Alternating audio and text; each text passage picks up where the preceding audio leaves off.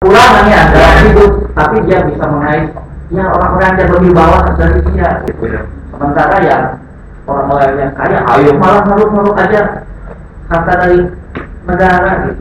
Misalnya nggak ada misalkan standar miskin di Indonesia seperti apa belum bisa dijawab. Yang penting mah itu harus diberesin dulu miskin hatinya, mentalnya, mental gitu. Mungkin cukup lah gitu ya tambahannya. Ya Pak, cukup banget ya. Oh iya. Ini ada yang menarik juga nih, yang terakhir ini dari pertanyaan kemarin waktu di televisi ada tayangan lain terkait dengan pelaksanaan kabinet Jokowi yang genap 2 tahun. Itu sangat menarik untuk dibahas terkait dengan pengentasan kemiskinan. Ini di sana ketika terjadi interaksi bagi bapak-bapak yang saya tonton live di rumah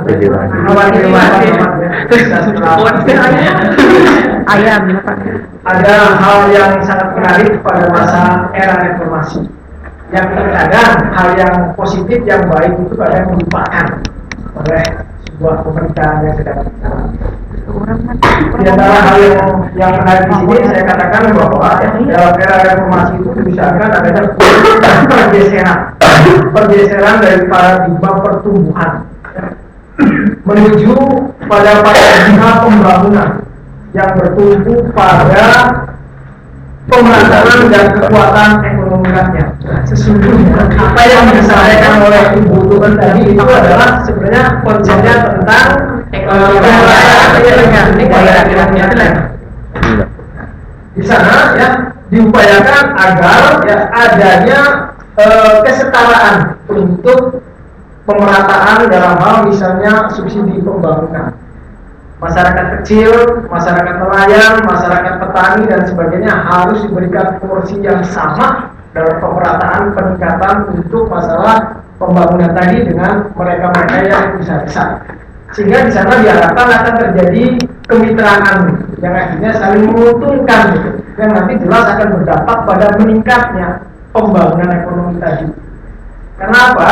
Karena ketika dengan adanya kemitraan itu jelas masyarakat kecil juga akan terbantu dengan misalnya adanya kemudahan dari fasilitas bank, misalnya kredit usaha apa itu KUR kan itu lah kredit usaha rakyat ya KUR dan sejenisnya gitu kan. Begitu juga di masyarakat itu sendiri adanya misalnya operasi kebersamaan misalnya saling membantu satu dengan yang lain termasuk di Tangerang juga sangat itu sedang diaktifkan gitu, seperti itu.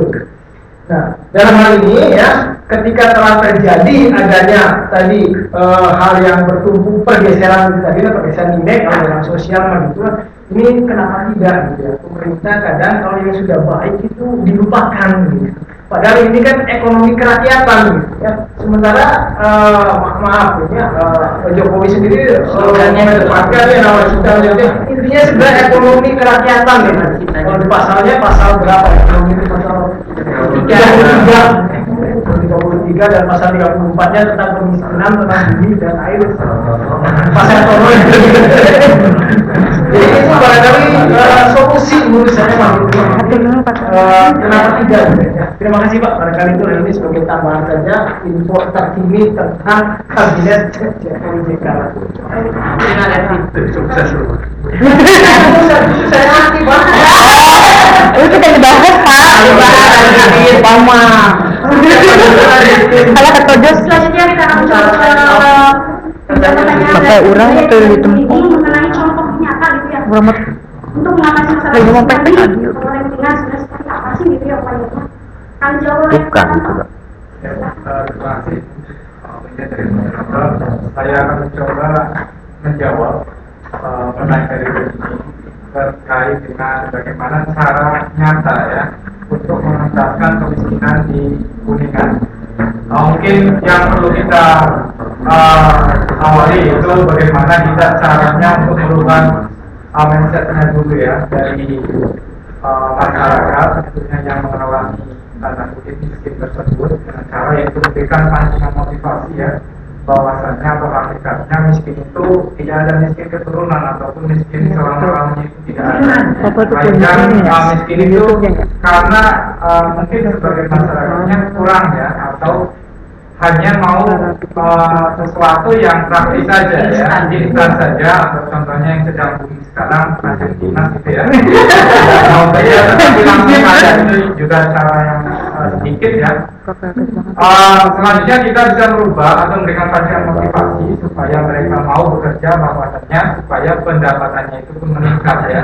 Karena apa? Nasib itu bisa dirubah kalau seseorang tersebut mau merubahnya sendiri ya. Di samping itu juga dari pemerintah juga sebenarnya sudah menggalakkan, atau dari Pemda juga sudah menggalakkan dengan adanya beberapa pelatihan-pelatihan, yaitu bahkan ada beberapa dana yang tidak sedikit juga yang digelontorkan oleh pemerintah untuk membuat terobosan-terobosan baru, misalkan industri Kreanova misalkan, atau masyarakat dari mulai katakan yang paling bawah itu diajarkan memberikan kreatif inovatif.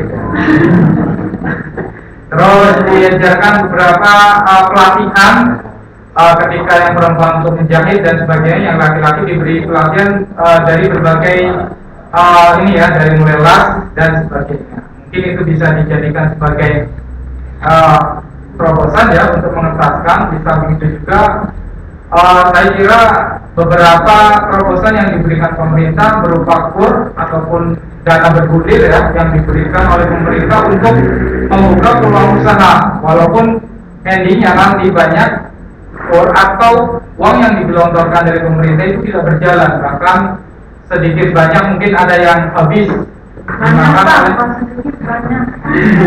Banyak di jalan. Itu dikarenakan menurut saya pribadi kurangnya pengawasan dan pendampingan Bapak Ibu. Jadi uang sudah digelontorkan, dikasih pelatihan sekali saja, selanjutnya sudah dibiarkan, tidak ada pendampingan khusus dari pemerintah untuk supaya berjalan continue ya. Di samping itu permasalahan kedua, harusnya dari pemerintah mampu ya memberikan solusi bagaimana supaya hasil dari produksi masyarakat itu bisa disalurkan. Jangan sampai seperti sekarang banyak, kenapa masyarakat khususnya industri kecil menengah itu banyak yang berhenti usaha dikarenakan tadi daya saingnya tinggi, tidak bisa membuang hasil produksinya tidak laku dan sebagainya. Oleh karena itu butuh beberapa peranan dari berbagai pihak, tentunya pemerintah yang harus mendampingi beberapa usaha, tentunya usaha kecil menengah, supaya sesudah memproduksi pun harus diberikan link ya, di mana kemana dan sebagainya untuk meningkatkan pendapatannya dari masyarakat tersebut. Dan nantinya mungkin dari pendapatan tersebut bisa untuk dipilihkan lagi untuk mengembangkan usaha-usaha yang lain. Itu Bu, jadi memberikan pelatihan dan setelah itu dicarikan linknya lah, seperti itu, supaya hasil produksinya bisa disalurkan. Mungkin itu dari saya, silakan barangkali teman-teman. Boleh menambahkan? Aku juga Menambahkan saja dari paparan Pak Tanto tadi Bu Nini, ya memang sebenarnya banyak program yang sudah dilakukan oleh pemerintah untuk menanggulangi banyak kemiskinan, walaupun kemudian kenapa tidak bisa terentaskan tidak bisa ya, walaupun ada tapi kenaikannya tidak signifikan, yaitu tadi bahwa kemudian ketika pelaksanaan program bagus, pelaksanaan tidak berjalan dengan baik, tidak berjalan dengan benar, walaupun memang strategi yang diterapkan sudah bagus, ada program perlindungan sosial, itu kan tujuannya untuk melindungi mereka-mereka yang secara ekonomi kurang bagus. Diharapkan mereka tidak terus-terusan menjadi si miskin, tetapi bisa tersentak. Kemudian karena adanya program perlindungan sosial, diharapkan dari program perlindungan sosial ini dari keluarga tidak mampu bisa menyekolahkan anaknya sampai perguruan tinggi, kemudian mereka bisa memperbaiki taraf kehidupan keluarganya dari situ, sehingga tidak menurunkan kemiskinan berikutnya. Kemudian juga program perlindungan yang lain juga banyak dicoba ditawarkan. Nah, di samping itu juga sekarang juga kelihatannya mulai pemerintah menyentuh kepada akses pelayanan dasar. ya pelayanan dasar kesehatan diperbaiki, ya puskesmas gratis, ada program BPJS saling mensubsidi mereka yang memiliki kelebihan, membantu mereka yang mengalami kesusahan. Kemudian juga yang perlu diingat adalah pemberdayaan kelompok miskin. Selama ini itu kelihatannya masih ada marginalisasi bahwa si miskin itu hanya sebagai objek pembangunan, tidak dilibatkan aktif di dalam pembangunan. Makanya tadi Pak Tanto menyebutkan banyak program yang ditawarkan oleh pemerintah, tujuannya adalah tidak jangan sampai si miskin ini tetap miskin. Artinya tidak terjadi lagi marginalisasi untuk kelompok miskin. Mereka diberikan kesempatan yang luas, mereka diberikan bantuan modal, kemudian keterampilan, sehingga nanti mereka memiliki human capital yang bisa membawa mereka keluar dari kemiskinan. Artinya tidak akan menurunkan kemiskinan ke generasi berikutnya. Termasuk di dalamnya juga ada pembangunan inklusif. Pembangunan ini diperuntukkan untuk semua golongan. Ya, jadi tidak ada lagi dikotomi, oh ini kelompok ini kelompok ini, tidak. Semuanya harus bisa menikmati hasil pembangunan. Langkahnya, caranya, praktisnya tadi Pak Tanto sudah jelaskan. Nah, gini, berarti kalau lihat itu memang yang berperan pemerintah ya. Terutama kalau di daerah Kuningan, daerah saya itu kan main pertanian. Nah, apakah faktor keluarga itu juga kan tadi kebanyakan upayanya dari pemerintah ya, secara jauh ini. Dan waktu saya juga pernah jadi fasilitator desa, macet semua, makanya mungkin itu mau uang nggak dikembaliin juga nggak apa-apa. Ya itu tadi.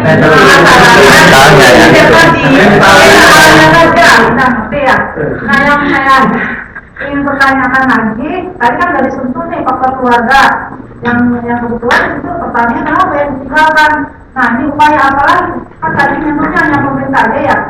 Nah upaya apa yang disentuh tentunya tadi kita dalam keluarga untuk melaksanakan kesalahan yang ada di kita yang pada tidur kan. Di sini juga nih dalam-dalamnya itu keluarga itu sebagai unit terkecil. Dan nyatanya itu maksudnya, saya tuh pengen nyatanya gimana nih? Nyatanya gimana? Kan pada sini kan waktu dulu ya, saya diajarkan oleh bapak ibu saya, saya sampai sekarang ini diajarkan oleh orang tua saya untuk berbisnis. Benar nggak Bu? Ya, salah satu daerah di daerah kita ya, kemudian namanya dalam hal pertanian bisnis kan kadang ya paling banyaknya yang di Jakarta. Ya, kalau di daerah kita khususnya daerah Cirebon ya. Ya, ini saya sedikit tambahan Pak. Kalau biar nyambung ya, yang terkait bunyi, maaf ini teman barangkali sekaligus menambahkan dari bunyi. Apa yang dimaksud oleh kalimat yang terakhir diungkapkan oleh bunyi berkaitan mungkin tadi peran pemerintah ya terhadap keluarga, kemudian juga tadi dengan kaitan dengan pemerintah yang kurang apa?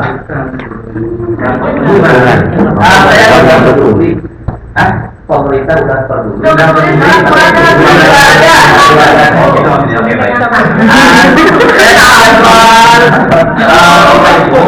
Saya sering lihat di di reklame yang ada di Taman Kota, di Taman Dahlia kalau nggak salah. Itu setiap kali saya melintas, saya selalu menoleh ke sebelah kiri dan di situ ada tulisan begini: setelah lulus SMK, anak-anakku merantau ke kota. Nah, dari statement kalimat tersebut, saya beranggapan bahwa mungkin entah ini hanya sebatas moto semboyan, apa memang ada program tertentu dari pemerintah Kabupaten Kuningan ini untuk mendorong masyarakatnya bermigrasi berusaha ke kota, urban ke kota gitu. Nah, sementara ini kita lihat di daerah perkampungan seperti sudah sampaikan oleh Bu Nini, memang kenyataan kita kekurangan lapangan kerja, nyaris tidak ada, bahkan di beberapa tempat ya anak-anak muda yang mau berkecimpung dalam pertanian ya, karena masih ada yang kotoran Pak. Ini saya lihat sendiri yang memang bergelut itu ya orang-orang tua yang tidak berlalu menjadi profesinya seperti itu. Nah itu barangkali entah ini mungkin di sini ada Pak Toto juga yang sedikit banyak barangkali tahu dengan sistem mekanisme pemerintahan. Ini saya penasaran sebenarnya dengan slogan seperti itu. Nah, bisa jadi dengan adanya mogok atau slogan itu anak-anak terpacu terdorong untuk bermigrasi ke kota, berubah ke kota. Saja barangkali. Terima kasih. Begini, boleh Maksud, berarti maksud Pak itu ingin mengklarifikasi menegaskan. Untuk apa? Mungkin ya Pak, semboyan itu tujuannya apa mungkin kesana? Ya, jadi begitu. Sementara kan kita tadi dilematisnya ketika kita di sektor pertanian kan kita tidak tergarap maksimal. Ya contoh nyata dulu ini.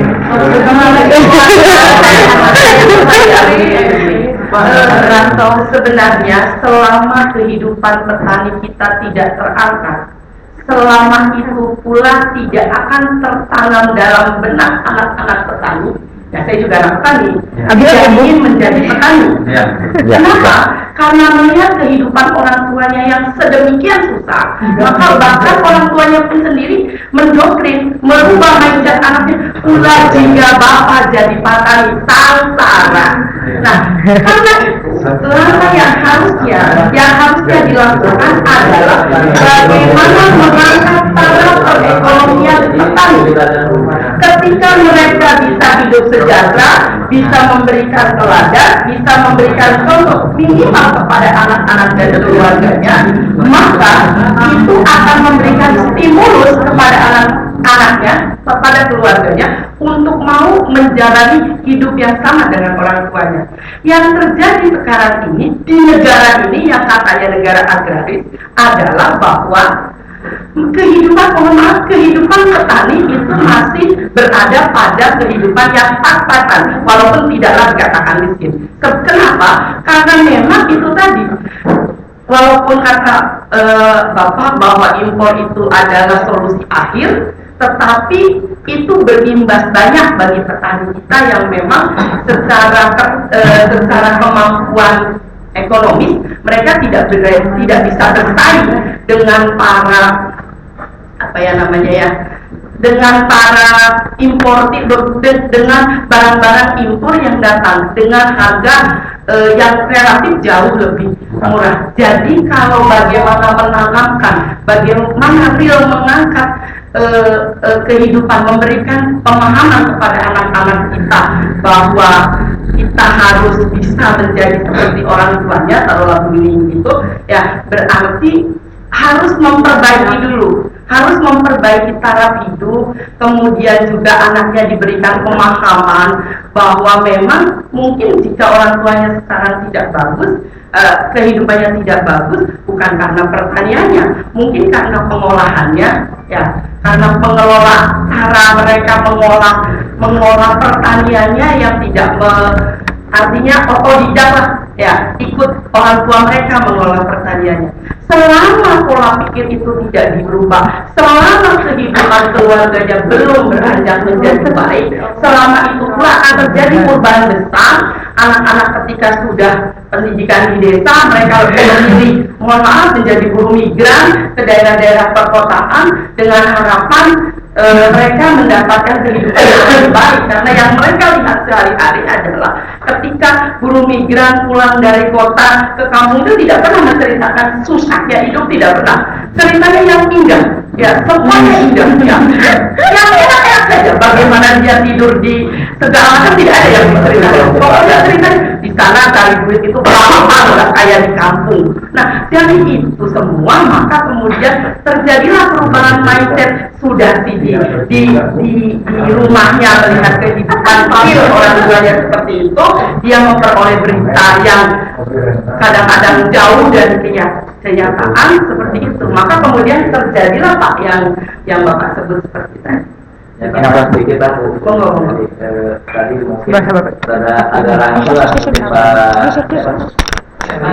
ini masalah itu untuk perubahan sebetulnya itu mungkin hanya program dari balai pendidikannya atau apa ya. Padahal kalau dari pemerintah hanya menganjurkan untuk ke wilayah-wilayah kosong untuk migran itu untuk meningkatkan taraf hidup gitu. Terus kembali lagi ke mental yang tadi gitu ya. Pemerintah udah berupaya misalkan nasi pelatihan itu jeleknya atau mentalnya yang jelek begini Pak. jadi lucu gitu. Sudah dikasih pendidikan, dia minta daftar ikut pendidikan, masukin ke dinas sosial. Di sana dilatih untuk menjahit, untuk apa gitu. Itu kan maksudnya untuk apa? Untuk kehidupan dia ke depan, ya, memperbaiki cara hidup gitu. Ternyata setelah keluar dari sana, apa yang terjadi? Si mesin itu bukan digunakan, jual. Bingung kan? Nah, nanti tahun depannya tuh kalau misalkan yang menyeleksinya tidak itu datangan kita pendidikan. Jadi udah ada sindikat gitu. Yang satu nampung mesin, yang satu pendidikan gitu. Jadi instan lagi gitu kan, itu mental yang kurang bagus gitu. Ya mungkin seperti itu kan Pak, tadi bukan berarti cina anjurannya dari harus utang. Mungkin itu hanya slogan dari sekolah, tapi kalau program pemerintah anjurannya hanya untuk transmigran, untuk memperbaiki kehidupan. Tapi di situ backgroundnya ibu bukan itu kan bisa menjual itu kalau nambah dikit bela ibu ya. Ya nambah. Kayaknya foto-foto nambah. Terima kasih. Nambah dikit yang berkaitan dengan bagaimana meningkatkan taraf hidup masyarakat petani, bisa salah satunya yaitu dengan cara menaikkan harga standar hasil-hasil pertanian ya, yang dilakukan oleh pemerintah. Jangan sampai harga itu terlalu rendah banget. Nah, yang isu yang kemarin itu kan harga tembakau yang sangat rendah sekali. Nah, apalagi sekarang ditambah bawang merah, itu akan semakin membuat masyarakat petani menjadi sengsara, gitu. Makanya peranan pemerintah di sini dalam penentuan harga ini, harus berpihak kepada rakyat petani, gitu. Kemudian yang berikutnya, yang kedua adalah dalam hal penyediaan benih-benih, ya, itu juga harus dipermudah, gitu ya. Hasil penelitian riset misalkan dari IPB, gitu ya, tolong disebarluaskan kepada masyarakat, dibagikan sebagai pendidikan supaya nanti akan menghasilkan kualitas hasil pangan yang bisa membantu masyarakat. Mungkin itu tambahan.